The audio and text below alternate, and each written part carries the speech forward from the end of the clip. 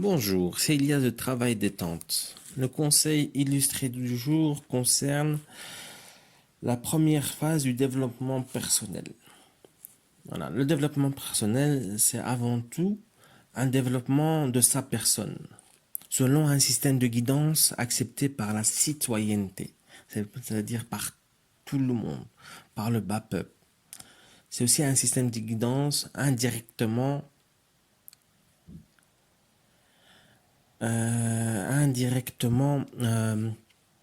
accepté par l'autorité. Concernant le développement personnel, il y a deux grands axes. Le premier axe, c'est prendre soin de son corps. Le deuxième axe, c'est avoir un mindset d'enfer. Un mindset qui fait que on ne peut qu'aller de l'avant sans jamais risquer et sans jamais rogner dans les droits de tout un chacun. C'est un droit que nous avons. Pourquoi ces deux grands actes? Tout simplement parce que à travers le corps,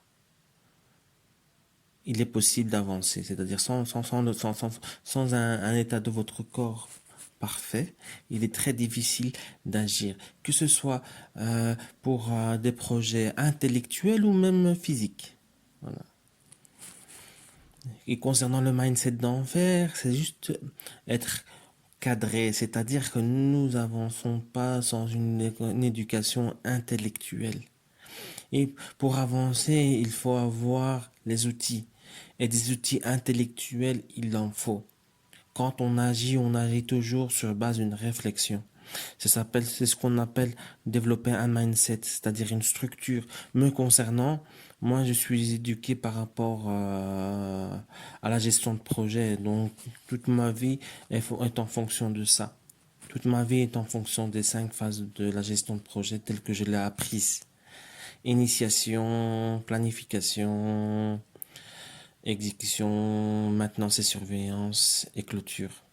Mais on peut résumer ça en deux grandes étapes. Réflexion, exécution. Réflexion, exécution. C'est ça le mindset. C'est avoir une méthode de travail et des domaines de connaissances. Me concernant travail et détente, eh ben c'est aussi du développement personnel. Du développement personnel à travers deux produits. Mon premier, comme je vous l'ai déjà dit dans le passé, c'est la gestion de projet pour entrepreneurs. Et le deuxième produit, c'est la loi de l'attraction. Comment attirer ce que l'on souhaite de positif dans sa vie. Et comment se rendre compte que ce que l'on souhaite pas attirer, il ne faut pas l'attirer. C'est tout simplement l'attraction. Savoir attirer ce qui est bon pour notre vie.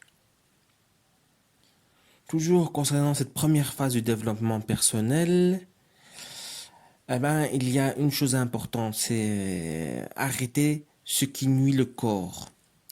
En d'autres termes que j'aime pas trop utiliser, mais bon, je préfère le dire pour bien illustrer ce que je souhaite, c'est arrêter dans un premier temps la saignée. C'est vraiment une des premières étapes, c'est vraiment une des premières steps du développement personnel. Arrêter ce qui nuit le corps. Et donc ça passe par des choses basiques. Encombrement physique, manque d'hygiène, par exemple dentaire. Un manque d'hygiène dentaire, par exemple, ça peut faire tomber les dents.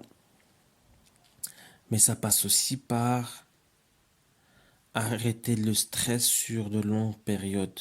Parce que vous le vouliez ou non, ce genre de chimie dans le corps finit par créer des cancers.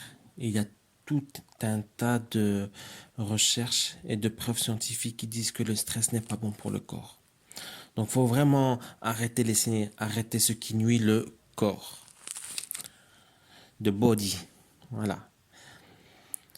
Une fois que cette étape a été appliquée, il faut aussi faire ce que j'appelle l'expiation de ces antécédents négatifs, persistants ou non.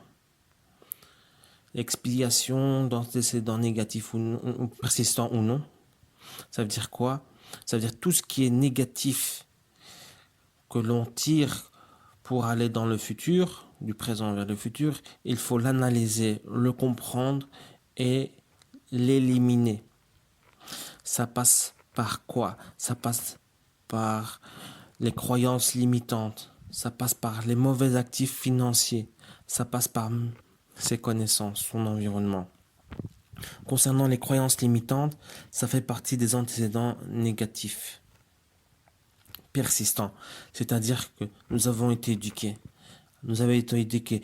On nous a martelé des pensées, des règles que nous jugeons fondements et qui nous empêchent d'aller de l'avant. Ça s'appelle les croyances limitantes. Il faut vraiment travailler là-dessus. Si vos parents toute votre vie vous ont dit vous n'y arriverez jamais, c'est pas possible, ça n'existe pas, eh ben vous vous limiterez à ça et vous n'arriverez jamais. C'est pourquoi il faut travailler aussi sur ces croyances limitantes, travailler de sorte à les corriger. Les mauvais actifs financiers, que l'on veuille ou non,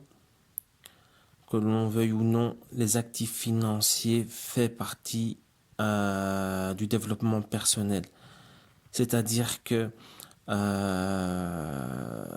sans un travail sur les mauvais actifs financiers, voir ce qui détruit notre état financier, ça ralentit, ça freine notre avancement au niveau du développement personnel. C'est une forme de saigner en fait. Ça saigne, c'est-à-dire que dans la première phase, il faut aussi analyser cela pour pouvoir avancer de la meilleure des manières au niveau de son corps, au niveau de son mindset aussi. Voilà. Et aussi, l'expiation de ces antécédents négatifs, ça passe aussi par une analyse de son environnement, de ses connaissances. C'est-à-dire que dans votre entourage, dans le lieu où vous évoluez, il y a toujours des personnes qui vous tireront vers le bas. Et parfois, ce n'est ni votre frère, ni votre sœur, ni votre père, ni votre mère. Parfois, c'est des personnes qui n'ont rien à voir avec votre vie et qui parlent. Vous devez savoir qui sont vos amis. Vous devez savoir qui sont dangereux pour votre développement personnel, pour votre vie tout simplement. Et il n'y a pas de honte à dire « je ne vous connais pas, vous ne m'intéressez pas, vous n'êtes pas intéressant ». Et voilà. C'est facile. Il faut aussi travailler sur ses connaissances. Voilà. Une fois, donc là j'ai déjà dit beaucoup, hein. Donc une fois qu'on a arrêté tout ce qui nuit au corps, qu'on a expié ces antécédents négatifs, persistants ou non, il faut aussi travailler ensuite sur un soin. Donc il faut se soigner en ayant une dynamique vraiment positive. C'est-à-dire quoi? Ça veut dire tout simplement, en fait, il faut travailler sur le mindset qui doit être positif, qui doit aller de l'avant, qui doit aller dans le sens de la vie, de la citoyenneté. Et aussi se soigner, ça va aussi dans le sens de la motivation. Ça va de pair avec le mindset. Il faut un mindset, mais il faut aussi de la motivation. Quand on a les deux ensemble, ça permet d'agir et d'agir de la meilleure des manières, sans se casser les dents, sans prendre de risques trop élevés. Voilà. J'ai parlé de la première phase du développement personnel. Je répète très rapidement quelques mots pour que vous flashiez un peu ce qui est important. Donc le développement personnel, c'est avant tout un développement de sa personne selon un système de guidance accepté par tout le monde. Le développement personnel, c'est avant tout deux axes. Le premier, c'est prendre soin de son corps. Le deuxième, c'est avoir une réflexion correcte, c'est avoir un mindset correct. Voilà.